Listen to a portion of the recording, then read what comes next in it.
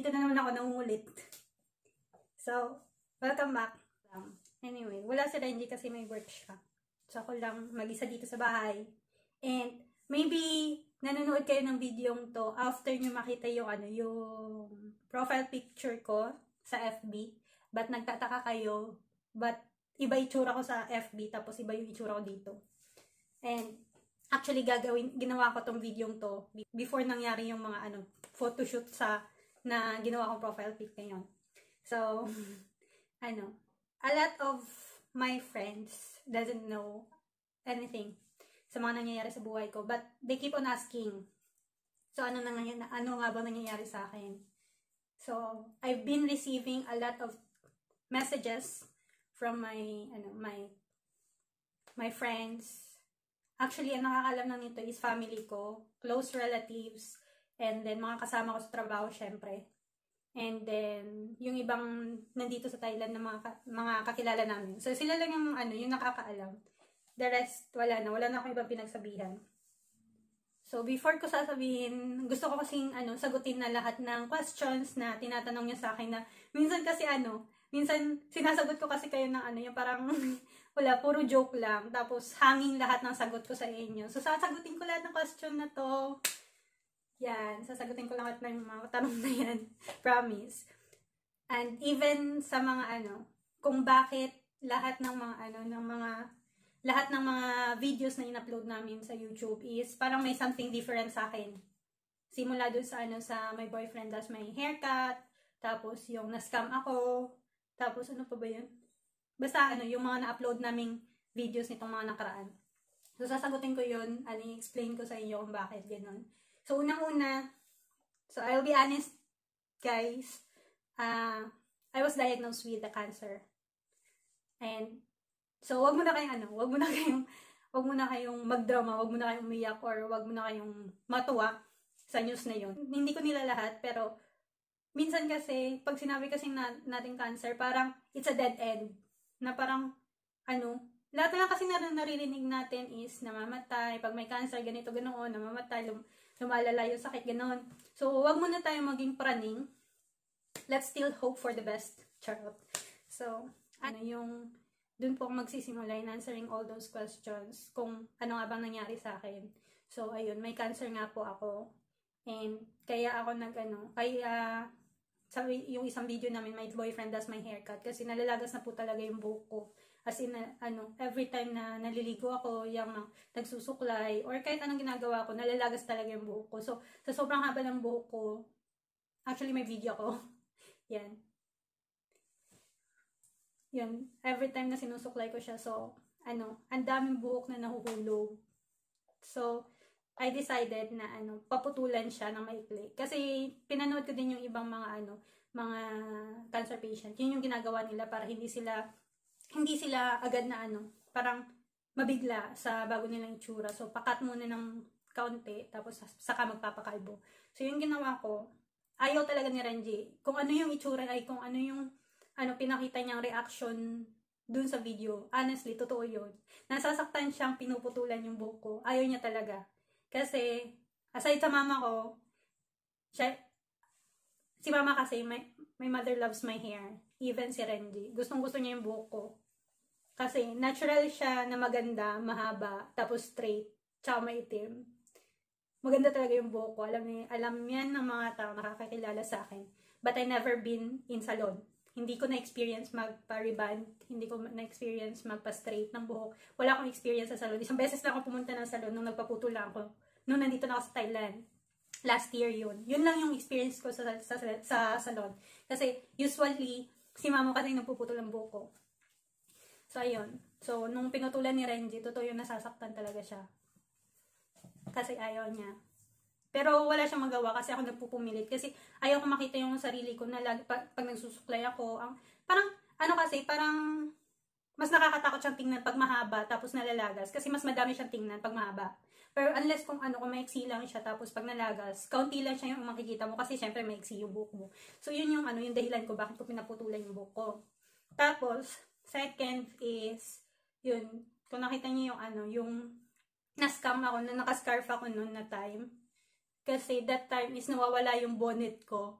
Kasi, gumawa kami ng actually naligo kami sa pool nung araw na yun. Tapos pagkupad ko kasi, hindi ko alam na hindi ko pala nadala pabalik ng kwarto. So, naiwan siya sa baba. Buti na lang, sinabihan ako ng guard pakakinabukasan na nandun na pala sa baba. So, wala akong choice kasi isa lang talaga bonnet ko that time. Isa lang bonnet ko. Tapos, Sunday kasi nung kinabukasan eh.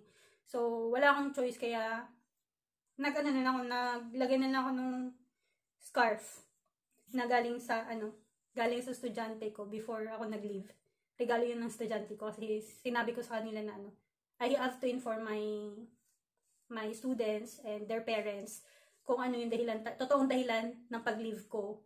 Kasi nga, pag hindi ko sinabi sa kanila, they will be expecting na baka may COVID ako. So, ayun. Ayaw naman naming masira yung pangalan ng school dahil lang sa akin. So, sinabi namin sa kanila kung ano talaga yung sakit ko. And they understand naman. Kaya yun, binigyan nila ako ng scarf ng isang estudyante ko. So, yun yung ginamit ko that time para ma-cover yung buhok ko kasi medyo manipis na siya. Aside sa manipis na siya, ayoko namang nakanta kami dun tapos lumilipad yung mga buhok ko. Kasi talaga pag konting galaw mo lang, konting hangin lang, natatanggal na siya. Ayoko yung katabi ko na baka makain niya yung buhok ko kasi lumilipad nga. So, ayun. So, I prefer na i-cover na lang siya kahit kahit yung scarf lang. Tapos, ano pa ba? Ayun, kung nakikita nyo sa mga videos namin, lagi ako naka-face mask at saka face shield. Actually, 'di ba, gumagamit naman talaga tayo ng face mask kasi COVID nga. Pero gumagamit din ako ng face shield kasi actually may nagtanong sa akin nung one time, kaibigan ko. Kasama ko nung event na 'yon. Sabi niya sa akin, parang covered daw ako that time kasi may face mask na may face shield pa, parang protected masyado, parang ganon. Hindi ko matandaan yung exact words na ginamit niya, pero parang ganun yung sinabi niya sa akin that time. Actually, medyo nahiya ako that time kasi parang wala lang. Parang ang awkward niya kasi ako lang yung parang covered. Naka-jacket pa ako, naka-hood pa ako, tapos naka-face mask, face shield. Lahat talaga covered ako that time. Tapos sabi ko, hindi ko namin ngumiti ako sa kanya, pero deep inside, nahiya ako that time. Pero, kasi kaya lang naman kasi, hindi niya kasi alam kung bakit ko ginagawa yun. Actually, sabi kasi sa akin ng doktor, bawal talaga ako lumabas. Pero matigas sa ulo ko. Tsaka. Hindi, sabi ng doktor, bawal daw akong lumabas kasi yung immune system ko is mahina nga. So, as much as possible sana na hindi daw pwede lumabas. Sabi ko, pwede ba akong magtrabaho? So ibig mong sabihin hindi ako pwede magtrabaho? Sabi ko gano'n. Ano ba trabaho mo? Sabi ng doktor. Sabi ko sa kanya, teacher po. Sabi ko sa kanya, sabi niya, no, hindi ka pwede magtrabaho. Pero kung i-insist mo talaga na gusto mong magtrabaho, pwede ka magtrabaho sa second week. Kung kaya ng katawan mo. Yung ibig niya sabihin kasi, baka nagsasuffer pa ako sa side effects. Tapos, at the same time, baka din kasi sa second week kasi medyo, para medyo malakas na yung immune system ko. Medyo lang. Pero ang sabi niya sa akin is, dapat daw, na pag lumabas ako, kailangan daw, i-make sure ko na I follow the exact procedure na kailangan ko para maiwasan ko yung mga lalo na pag may sakit na tao. Kahit sipon, ubo, bawal talaga akong lumapit dapat sa kanila. Kasi yun nga, wala akong panlaban sa mga sakit. So, ayun. Nakakapagod din kasi mag-explain lagi pag ganun. Kaya, most ng mga videos namin is meron talaga akong face shield. Kasi, nakakalabas na talaga ako pag second week. Nakakasimbal lang ako pag second week. First week talaga hindi pwede. So, yun. Lagi ako nakastay sa bahay. So, kung may tanong na lang kayo, paki-comment na lang. Tapos, i-upload ko po lahat ng experience ko sa sa journey na to. Promise. Actually, documented lahat yun. Kaso nga lang, in-upload ko siya in private sa isa sa mga account ko. YouTube account ko. Wala lang. Kasi, may time talaga kasi na nag-struggle ako. Honestly, nung natanggap ko yung news, even until now, I'm okay.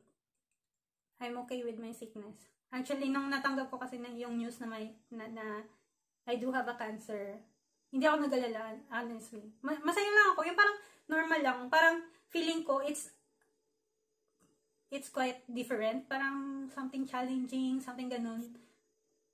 Para pang baliw that time. Yung parang feeling ko natuwa pa ako. Eh, hindi ko alam. Pero honestly hindi kasi yung sakit ko yung nakita ko that time. Yung nakita ko kasi is the way God arranged everything. Bago ko nalaman na yun, may sakit pala ako. May sakit pala akong cancer. So, yun yung yung parang nakita ko, mas nangibabaw yung yung arrangement, sequence ng although, ang hirap nung pinagdaanan ko before yun. Pero, I'm so thankful pa rin na nangyari yun sa buhay ko. Tapos, I'm still thankful na sa lahat ng pinagdaanan ko, sa kapat na lumabas yung another problem. Pero, for me, everything is a blessing for me. So, ayan lang po. So, hopefully, ipagdasal nyo na lang po ako na I can fight this cancer. Piling ko kasi itong battle na to is, yung sabi ng ng kasama ko sa trabaho, sa Ticoni, sabi niya, maybe God wants you to become a witness. Hindi pa ako gumagaling, hindi pa tapos yung laban ko sa sakit ko, pero I feel na I'm already a witness of God's love. So ayun, pray lang po tayo, and then laban lang, ngiti lang sa buhay.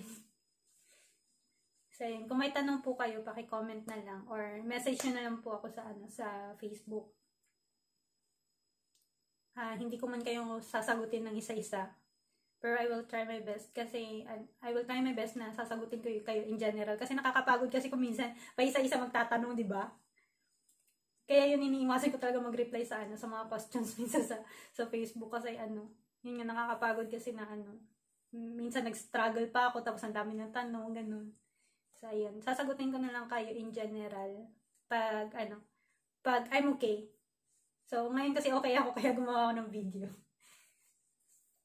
So, ayan. Happy New Year! And God bless po sa lahat. Thank you!